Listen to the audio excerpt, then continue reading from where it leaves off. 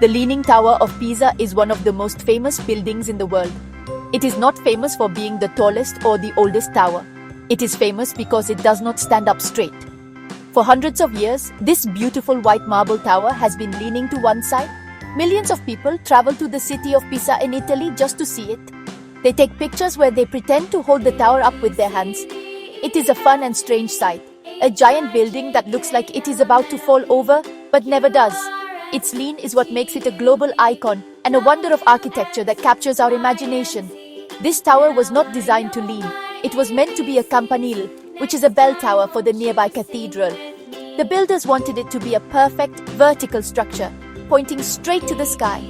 They used beautiful white marble and created elegant arches and columns on every level. The plan was grand and ambitious, a testament to the wealth and power of Pisa during that time.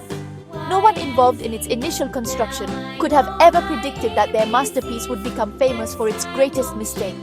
The flaw that should have doomed it instead made it legendary, a story of imperfection celebrated around the globe.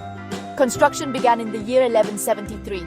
Workers laid the first stones and started to build the ground floor. Everything seemed to be going well. They worked hard to create a strong and stable base for the tall structure that was planned. Soon they finished the second floor and the tower started to rise above the ground. But as the third floor was added, something strange and alarming began to happen. The builders noticed that the ground under the tower was sinking on one side. The tower was starting to tilt. This was a serious problem, a builder's worst nightmare, and the very beginning of the tower's long and wobbly history.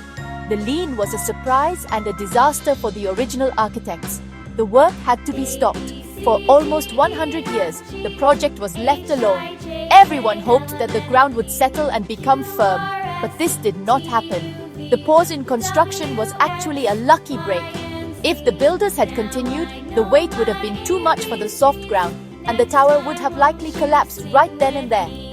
This long break gave the soil time to compress and become a little stronger. It was the first of many lucky accidents that helped the Leaning Tower of Pisa survive through the centuries against all odds. So why did the tower lean in the first place? The answer is hidden deep under the ground. The city of Pisa is built on soft, unstable soil.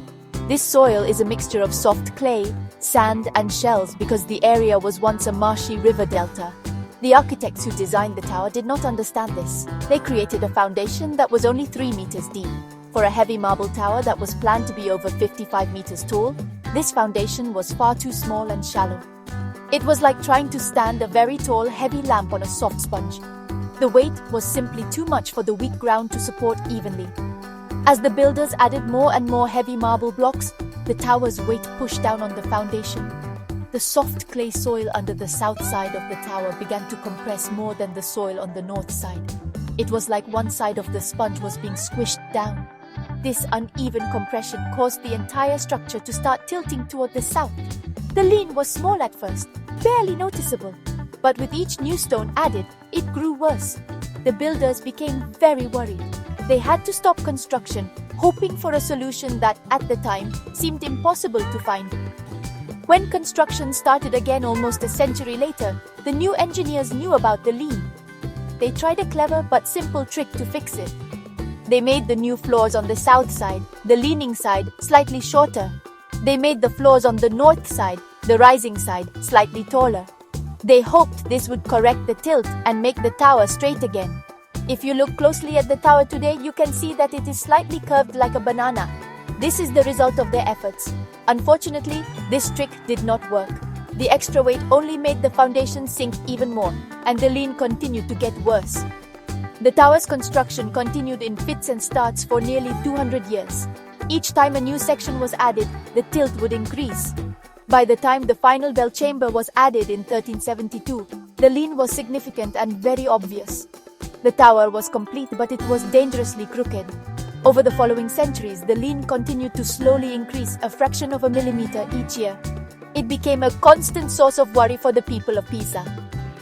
They loved their beautiful tower, but they feared that one day, gravity would finally win the battle, and their beloved landmark would come crashing down into a pile of marble rubble. For centuries, the Leaning Tower of Pisa was a tourist attraction, but it was also a ticking time bomb. As time went on, the lean became more and more extreme. By the 20th century, the top of the tower was leaning more than 5 meters from where it should have been. Scientists and engineers from all over the world studied the problem. They warned that the tower was reaching a critical angle. The force of gravity was pulling it down with immense pressure. The stress on the stones on the leaning side was becoming unbearable.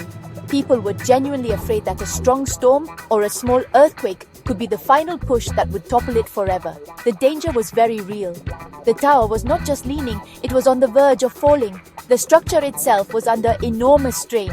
The marble blocks on the lower floors of the south side were being crushed by the immense weight above them. If these stones shattered, the entire tower would instantly collapse. In 1990, the situation was so serious that the Italian government made a difficult decision. They closed the tower to the public. For the first time in its long history, no one was allowed to climb its spiraling staircase. The government gathered a team of the best engineers to find a way to save it, once and for all.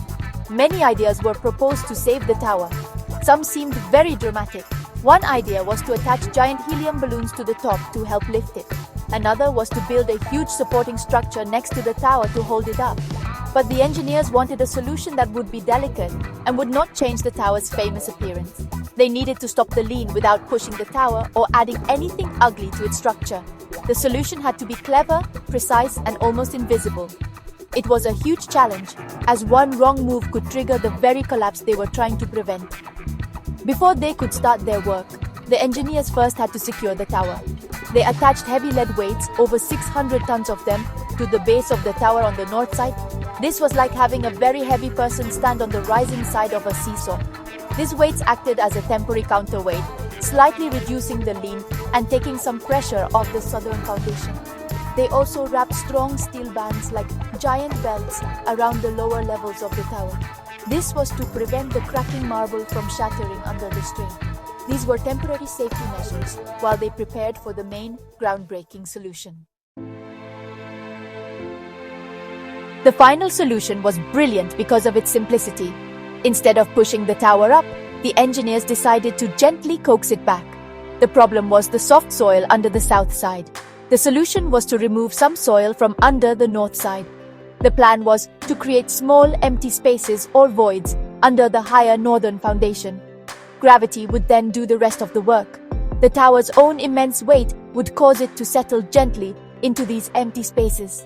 This would cause the tower to rotate back toward the north, making it stand a little straighter. It was a very delicate and precise surgical operation on the earth itself. To remove the soil, the engineers used special tools. They did not want to disturb the ground too much. They used a system of auger drills, which looked like giant corkscrews. These drills were encased in a rotating steel tube to hold the surrounding soil in place and prevent it from caving in. The drills were carefully inserted into the ground at an angle, reaching deep under the northern edge of the foundation. Slowly and carefully, the drills spun, pulling out small amounts of soil. The team removed only a little bit at a time, about 30 liters of soil per drill, and then they would wait and measure the tower's movement. The process was incredibly slow and careful. Over a period of several months, the team removed about 70 tons of soil from under the north side. They monitored the tower's every move with lasers, sensors, and pendulums, and it worked perfectly. Just as the engineers had predicted, the magnificent tower began to slowly, almost magically, tilt back toward the north. It moved only by fractions of a millimeter at a time, but it was moving in the right direction. After centuries of leaning further and further south, the tower was finally correcting itself. It was a huge success for science and engineering, a quiet victory achieved from beneath the surface. Today, the Leaning Tower of Pisa is safe. The project was officially completed in 2001. The engineers had managed to reduce the lean by about 45 centimeters, bringing it back to the angle it had in the early 1800s. The structure is now stable and is no longer moving towards collapse.